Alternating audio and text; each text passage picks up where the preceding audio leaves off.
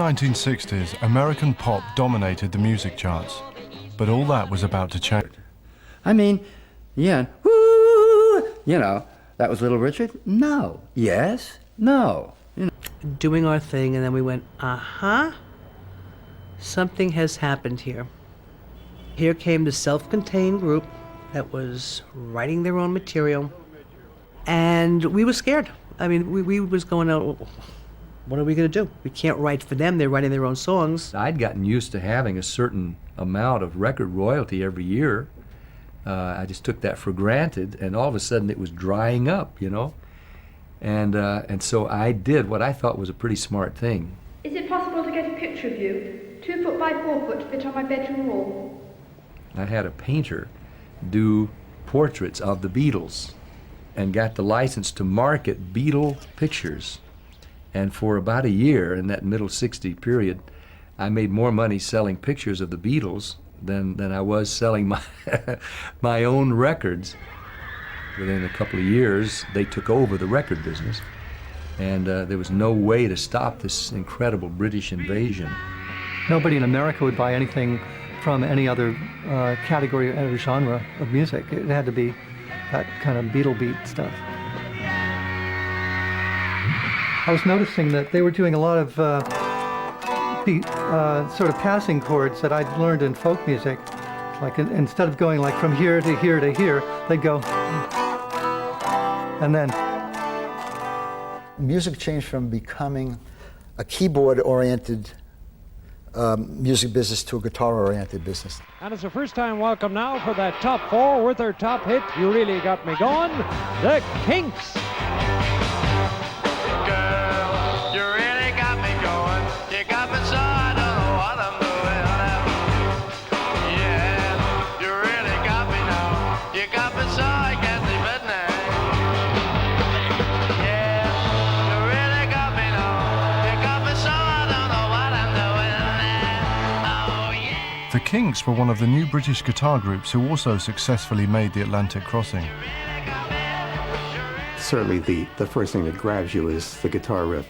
The sentiment of the song, I mean, if you want to call it sentiment, You Really Got Me, and the harmonies that went with it, and the way it built, all went together to make what I'd have to call unnatural. It was one of those records that I don't think could have been improved on.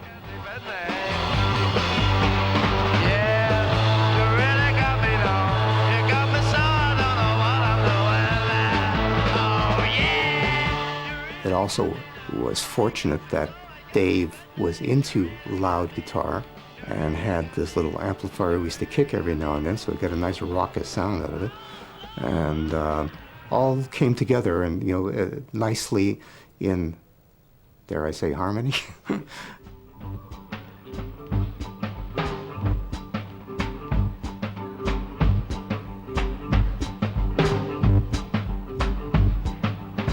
Like many other British groups in the 60s, the Kinks' style was based on black American rhythm and blues.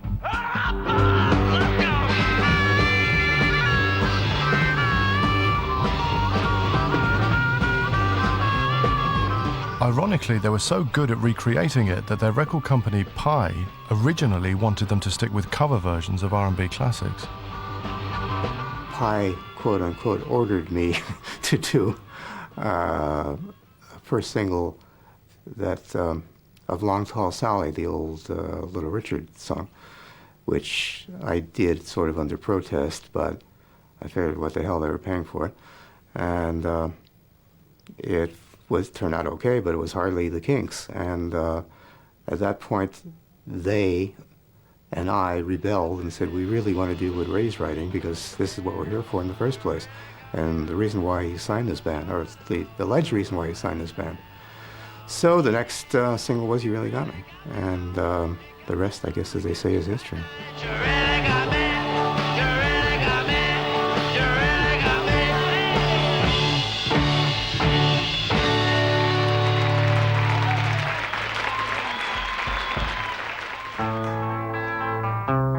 But the first British act to follow the Beatles to the #1 spot in the American charts were the Animals. There is a house in New Orleans. They call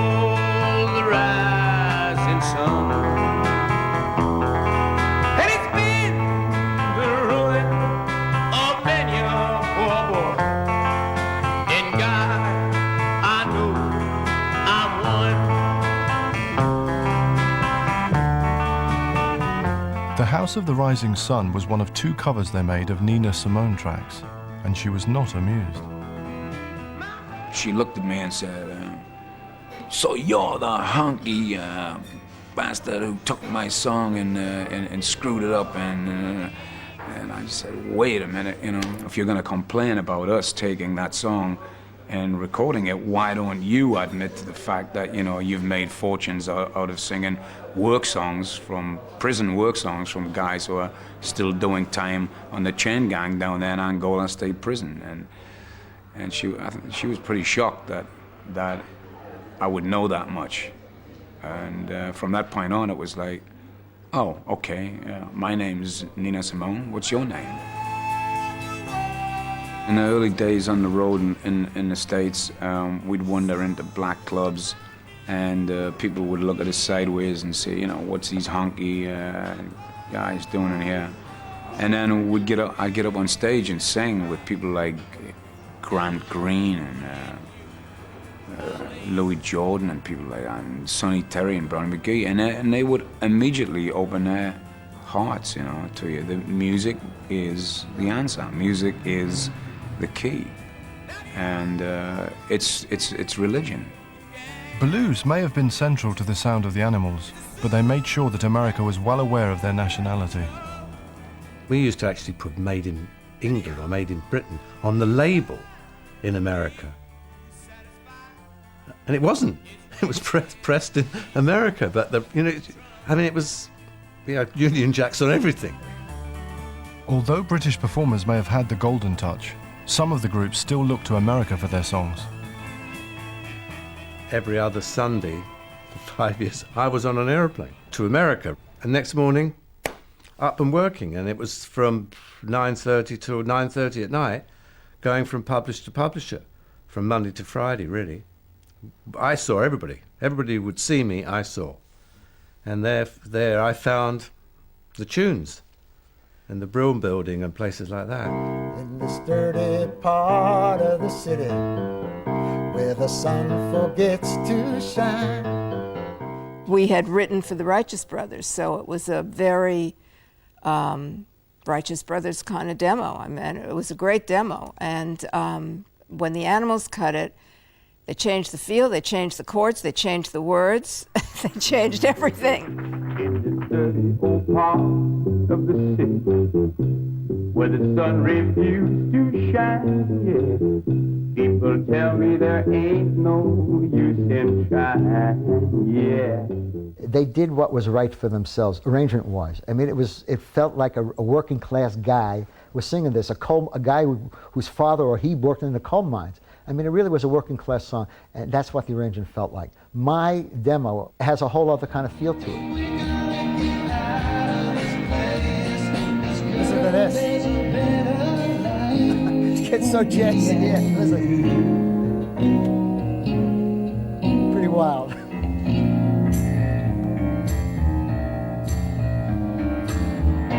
Watch my daddy live and die, yeah. Just It's a whole other feeling.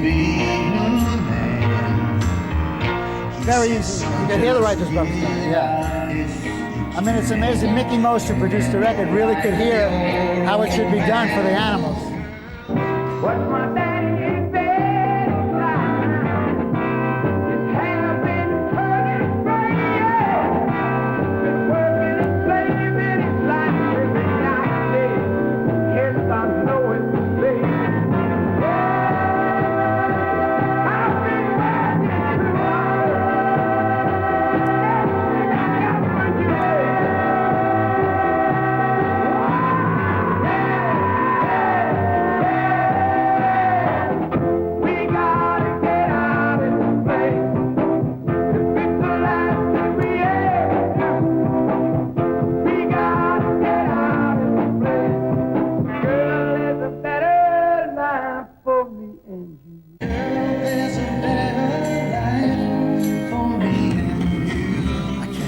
Terrible ending. Oh, come on. I got to turn that off. It's too terrible. The Animals had talent. They were a great band. I actually thought they were a better band than the Beatles and the Rolling Stones. So far, no British band had rivaled the Beatles' supremacy in America, but the Rolling Stones were gaining momentum by projecting a much raunchier image. I'm gonna tell you how it's gonna be. You're gonna give your love to me. You knew that with the Beatles, there was arousal, but no possibility of penetration. But the Rolling Stones related much more to this primal sexual awareness, to the point where they made an art form, a cottage industry, out of the notion, hide your wives and lock up your daughters. The Rolling Stones are coming to town. Like the Beatles, the Rolling Stones had a great affection for rock and roll, but their real passion was the urban sound of Chicago blues. They more closely resemble the root American promulgators of this music than anybody else, and still do. And of course, it has so much to do with Keith Richards as well as Mick, because he drives the music.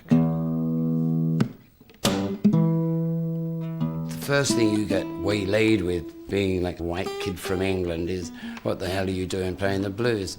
But the fact is that you need hard times for the best music to come out. You know, it's maybe that's why the English invasion, because we all lived on rations and things weren't so pretty when we were growing up, you know what I mean? So in a way, you know, we had our blues, like courtesy of Adolf, you know.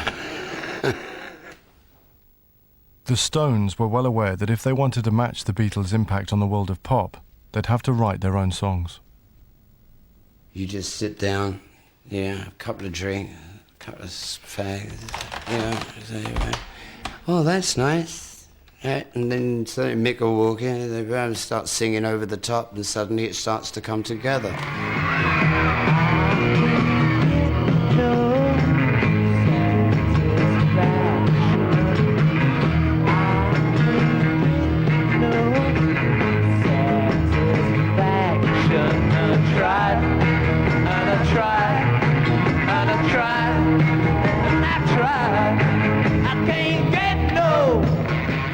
The writing of Satisfaction started with a Keith Richards guitar riff.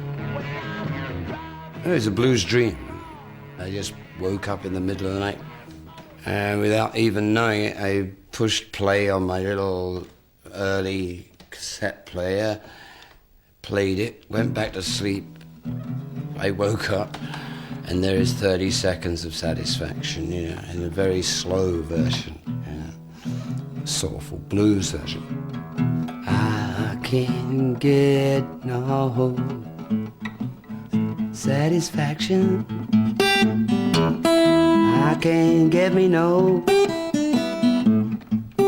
satisfaction, because I try and I try. Yeah, I try. Yeah, I try.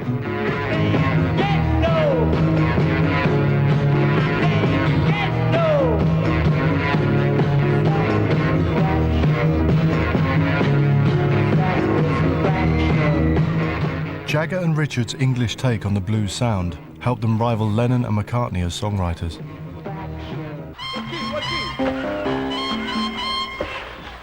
But the Beatles themselves were more influenced by Tamla Motown, the Detroit-based record company already well established by the time of the British invasion. With artists like the Marvelettes, Little Stevie Wonder, and the Miracles, Motown was the first record company to take black music to a global audience. And this success frustrated rival record labels. Motown were running away with the charts, and we did nothing with our Wilson Pickett's and our Salmonbergs. Otis Redding made a little dent, but nothing compared to Motown, because there was something built into the Motown sensibility that went directly to the white heart.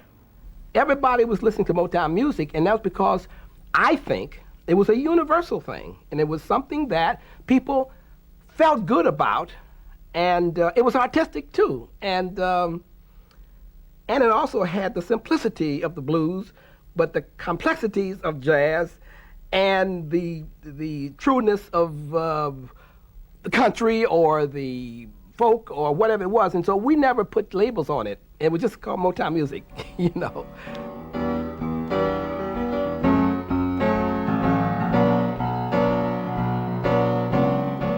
A key element in the success of Motown was the three-man songwriting team, brothers Brian and Eddie Holland and Lamont Dozier.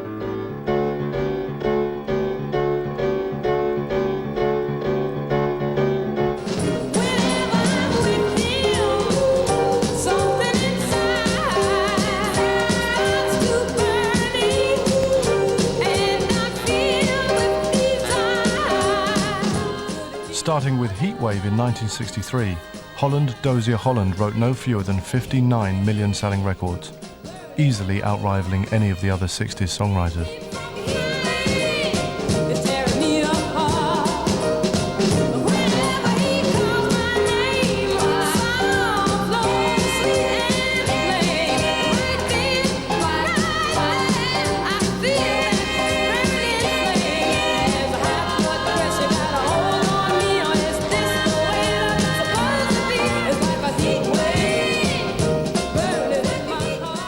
A good 250 days out of the year, we were jamming in the studio. We were in there pounding away, and no vacations really. Our job was to churn out hits. We were like Santa Claus and his little elves, you know, turning out the toys for Christmas.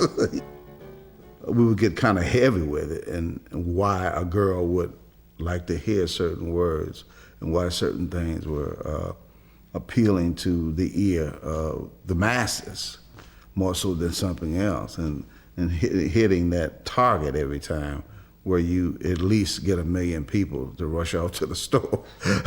You know what I mean? And it has to do with a lot of, you know, reaching a certain vulnerable spot in each listener, and you have to hit them wherever that, I like to call it a sweet spot, because the minute you hit them with that little taste of sweetness there, and they just can't bear it, you know, they can't just have one bite, they had to go buy it so they can play it all the time. Baby love, my baby love, I need you, oh, I need you, but all you do is treat me bad, break my heart and leave me sad. Tell me, what did I do wrong to make you stay away so long? 'Cause baby love, my baby love, been missing you, miss kissing you, instead of breaking up. The Supremes were Holland, Dozier, Holland's biggest act. The three songwriters provided the group with a run of 5 consecutive #1s. But Holland, Dozier, Holland, taking their cue from an older generation of Tin Pan Alley factory writers, was so prolific that they still had material piling up, waiting for the right opportunity. We had cut the track, and it had been sitting there for 3 or 4 months, and we hadn't assigned it to anybody or even thinking about the song. Until one time we were reviewing the empty tracks that we had, and this thing, baby, I need your love, this came out of me, and then we finished it off, and the top said, "But hey man, when are you guys gonna, you know, really give us a shot at this thing? We've been sitting around here a year, blah, blah, blah, blah, blah. Okay, hey, what about, yeah, okay." Go to the studio and, baby, I need, their first opportunity.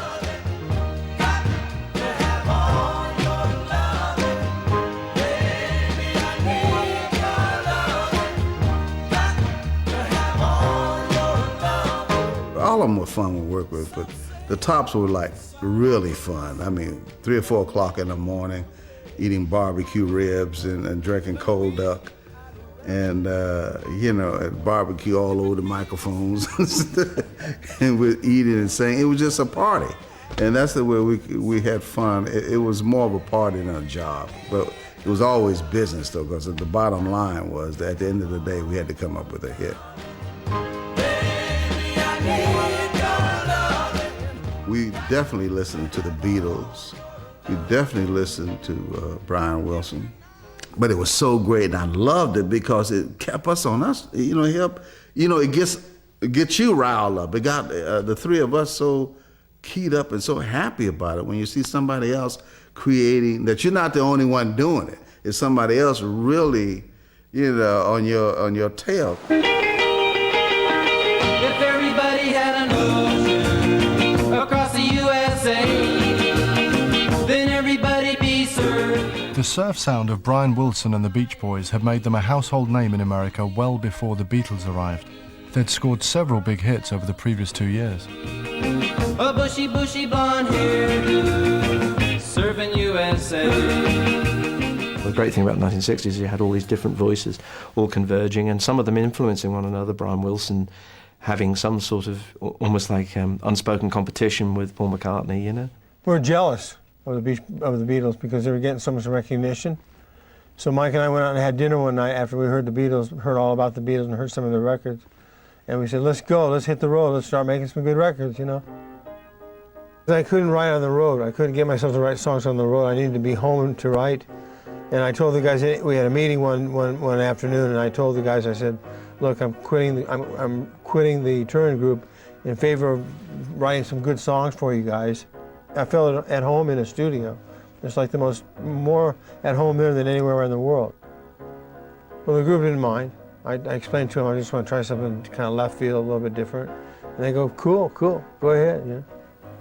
Right now we're going to do a very pretty song that Carl Wilson sings very beautifully. God Only Knows was one of the standout tracks on Pet Sounds, the album that's widely seen as Brian Wilson's greatest achievement.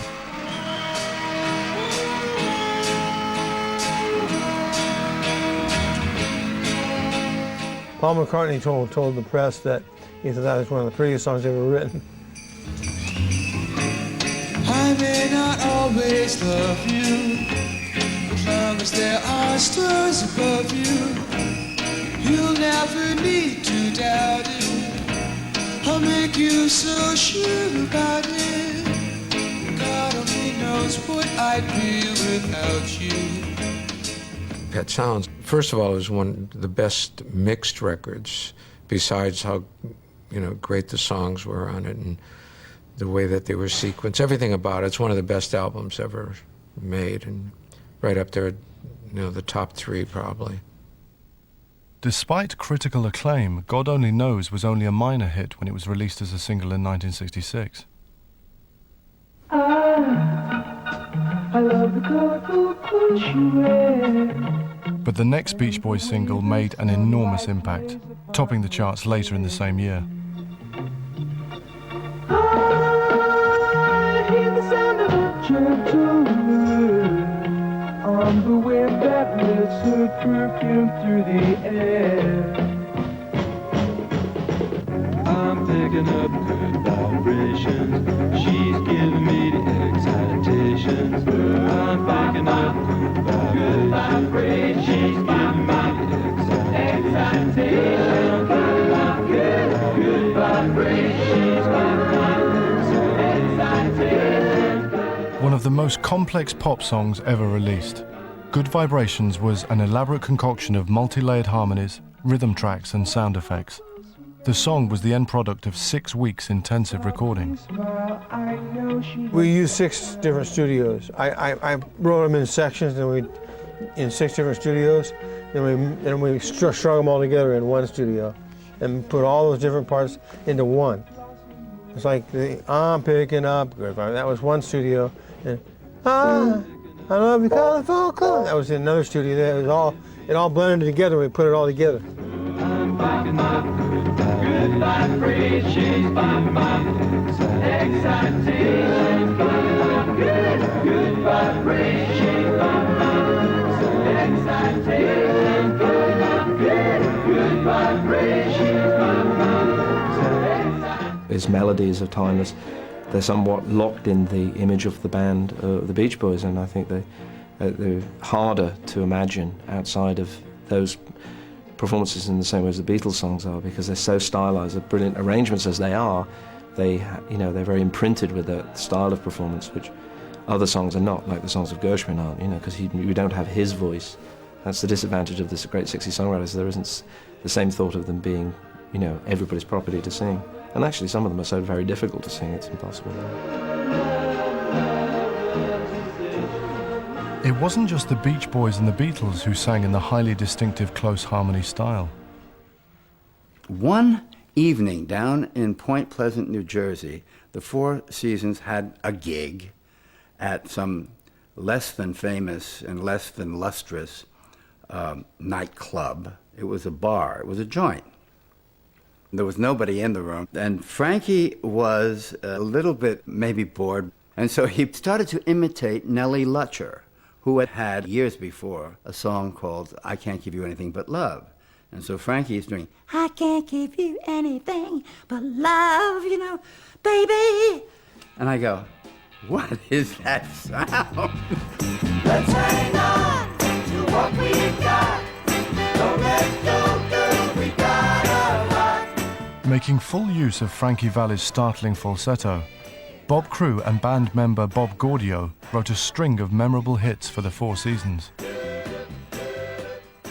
I was fascinated with their sound. Their harmonies were tight. They sounded black, and yet they were white.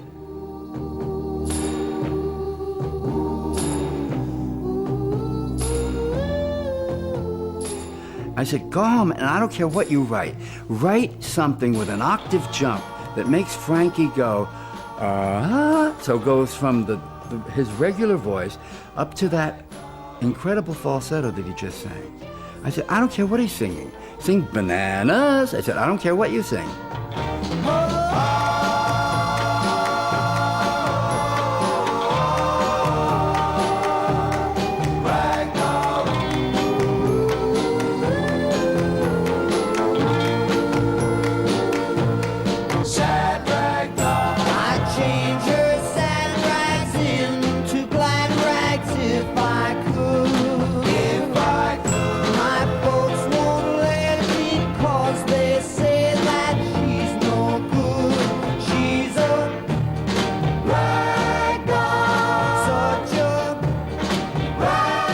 Crewe never felt threatened by the British invasion. What a wonderful thing to have that kind of infusion. It was being called an invasion. I was not a bit fearful of it at all. I mean, if anything, it had its own identity, and they went on to do what they could only do, you know, and the seasons kept on going. But Crewe and Gaudio's biggest seller was a solo hit for Valli. Bobby came over. I said, look, I've got this idea. It goes like this. You're just too good to be true. Can't take my eyes off of you. You'd be like heaven to touch. I want to hold you so much. At long last, love has arrived, and I thank God is alive. Well, he said, hold it. Hold it. And he said, your concept is great. He said, the lyric is fabulous. He said, but let me forward this a minute. Then he started playing those inversions. You know, I'm getting goosebumps, look, thinking of it. That afternoon, he and I wrote our biggest song, Can't Take My Eyes Off of You. You're just too good to be true. Can't take my eyes off of you. You'd be like heaven to touch. I wanna hold you so much.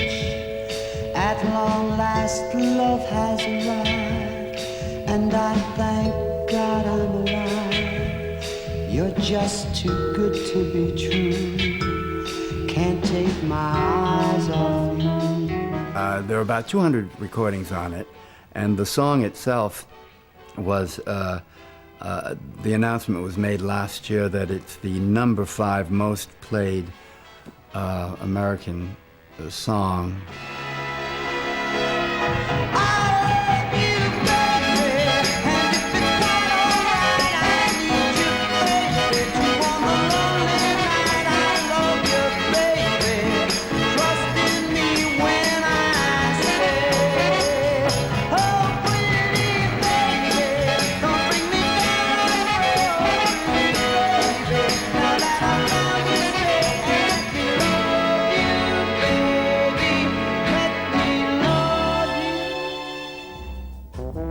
In New York, a classically trained songwriting duo were also bringing the X factor to what sounded like easy listening tunes. But composer Burt Bacharach and his lyricist partner Hal David's Midas touch with melodies had brought them big hits in the late 1950s. A decade on, they had acquired a reputation for writing instant classics. They wrote all of their 60s hits in the place that symbolized pre-Beatles pop, the famous Brill Building. We had a little office with a pretty beat-up piano at no air. The windows didn't open. And Hal smoked in those days nonstop. I didn't smoke. I wasn't as allergic or hated smoke as much as I do now. And we just got through it. Hal kept smoking away, and we kept writing. He'd have a melody for me that I liked, and he'd put it on a cassette, and I'd take it home, and then after dinner at night, I'd listen to his cassette, and I'd start to try to write a lyric to that. And at night, he would look at my lyric, put it up on the piano, and very often we were writing 3 songs at one time. I'd like to bring out Dionne Warwick singing Anyone Who Had a Heart. Bert was not only a wonderful composer, but one of the all-time great arrangers. And as he wrote music, he thought of the whole arrangement at the same time. Look at me, and know I dream of you, knowing I love you so. Anyone who had a heart would take me in his arms and love me too. You couldn't really have a heart and hurt me like you hurt me and be so untrue. We were very lucky with Dionne Warwick because she is such a superb musician. She can do anything. So we weren't limited in what we could write for her. And if you look at the material we've written for her, I mean, it's from A to Z because she could do it. If you see me walking down the street and I start to cry each time we meet, walk on by. Walk on by. Make believe that you don't see the tears. Just let me grieve in private, 'cause each time I see you, I break down and cry. Walk on by. Stop. Bacharach was not only a skilled songwriter, but a masterful orchestrator and producer. His arrangements of his own Walk On By and Anyone Who Had a Heart for Dionne Warwick are now regarded as the definitive versions of these much-covered tunes. But one Bacharach and Warwick collaboration may have been improved by someone else.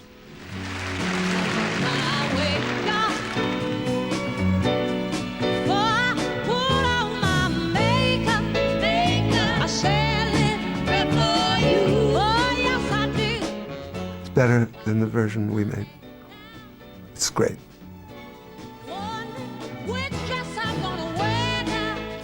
You know, people change melody.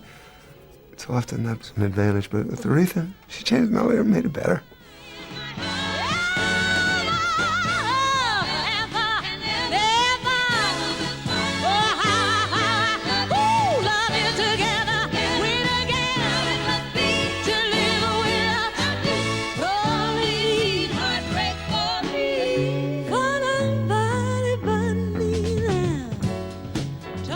Aretha Franklin's gospel-style performance brought an extra dimension to I Say a Little Prayer.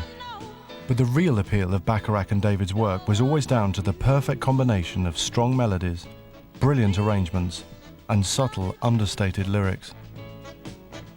Bacharach and David, they weren't, you know, hit cats in the 60s, and like, I'm hazarding a guess that they never used to go out to clubs and take drugs with the rest of them. So where it all came from, I haven't got a clue. But they were fantastic songwriters in its purest sense. That's why they stood the test of time like no others, you know.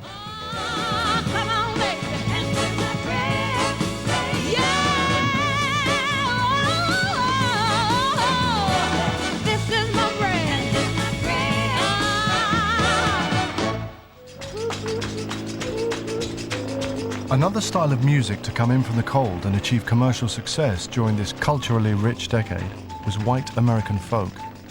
Largely ignored in the past, folk became fashionable in the 1960s thanks mainly to one man. Oh, my name, it ain't nothing. My age, it means less. In 1965, Bob Dylan took a bold step away from his purist roots towards a more contemporary style, blending folk with rock and roll. But in his career as a politically aware protest singer, he'd attracted a large and loyal following, while influencing even the most successful musicians. I remember running into George Harrison in LA, and George said, we kind of had a fight with Bob Dylan. I said, what do you mean? He said, I don't know. Well, Bob was talking to John, and he was saying, man, you guys have this platform, and you're up here, but you should be saying something. And they started writing songs, you know, a little deeper after that. Dylan led the way for any number of songwriters, myself included. He had the lyrical imagination, but once he fused it with a beat, he opened up the possibility of lots of people, some of them not as talented as him, to follow his lead, but some who were equally talented but utterly different, I don't think could have existed if Dylan hadn't been there first. I think the most impact that he had was bringing the folk artists into rock and roll, which elevated the songwriting immediately. The Byrds are a good example of like maybe taking the melodic and harmonic element of the Mersey sound and the folk poetry, you know, that was in Dylan, and they shared a lot of common influences. Hey, Mr. Tambourine Man, play a song for me. In the jingle jangle morning, I'll come following you. Take me for a trip upon your magic swirling ship. All my senses have been stripped. The Byrds' version of Dylan's Mr. Tambourine Man went to the top of the charts in the summer of 1965. They'd chosen the song as their debut single after hearing an unreleased tape of Dylan playing it, but their version was very different from his. Bob was doing it in a 2/4 time, more like a traditional folk song. Hey, Mr. Tambourine Man, play a song for me. I'm not sleepy and there ain't no place I'm going to. Hey, I was listening to the Beatles. In fact, I was one of the few people in the folk community to kind of get what they were doing, and stuck my neck out and was doing that kind of stuff. And so I had the idea of changing it up to more of like a Beatle beat, and I thought, you know, and I'd also been playing around with a little Bach-like stuff, and I thought if I put some of that on the front of it, like this,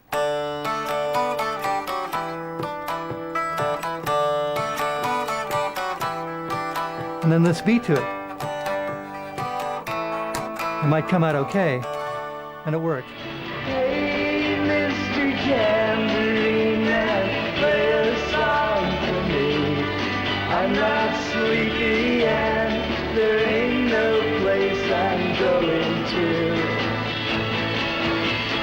Hey, Mr. Tambourine Man, play a song for me. By the end of 1965, the musical hybrid which Dylan had pioneered, folk rock, was one of the dominant sounds in American pop. The combination of Dylan and the Beatles, Dylan making it okay for the folk acts to come in, the Beatles writing really good rock and roll songs, really good songs that were being played as rock and roll songs. The combination of those two, I think, had a great impact, the greatest impact on rock and roll songwriting. It became an art form.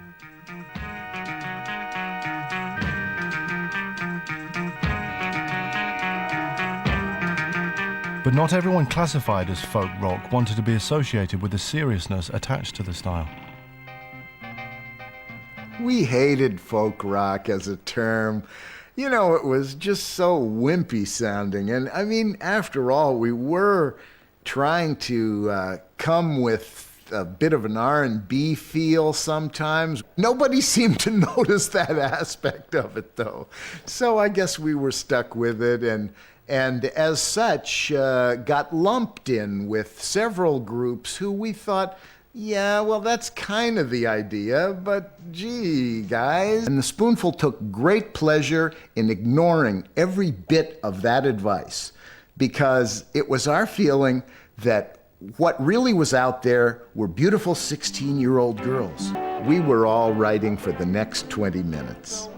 And the shelf life that these things have had is astonishing to me. But there was never any intent of having it last any longer than the next blip on the charts. Summer in the city, back of my neck getting dirty gritty. Between John and Paul and Brian Wilson, something was going to change so drastically in the next 20 minutes that you might be out of the picture.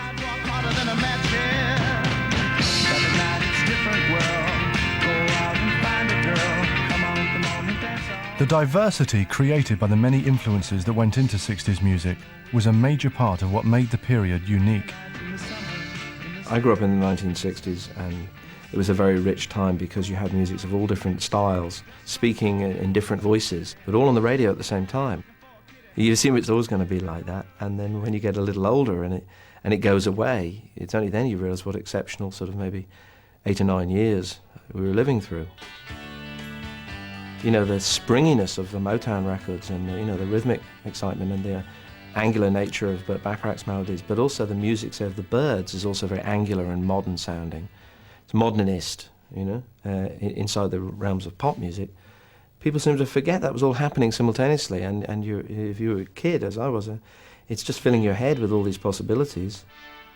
For many people, the high point of 60s music came during the second half of the decade.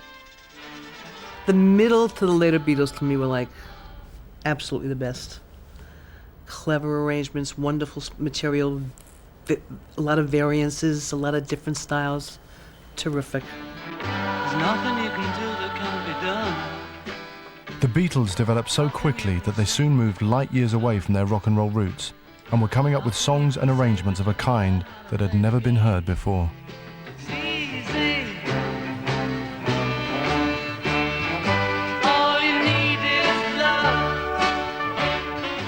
In 1964, if you had said to anybody, even even the musicians themselves, that this was an art form, they'd have laughed.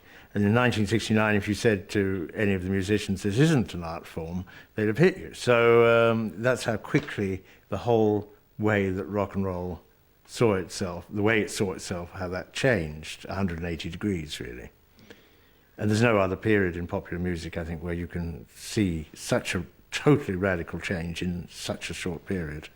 I think we got zapped. I mean, you know, it's the powers that be. So the 60s are it. You know, this is the start of the way music is going to be from now on. All the little nuances and all the little playing and licks that we could possibly drum in, we're going to give it to the 60s. I think that's what the powers that be say. We'll give it to the 60s and it'll last forever.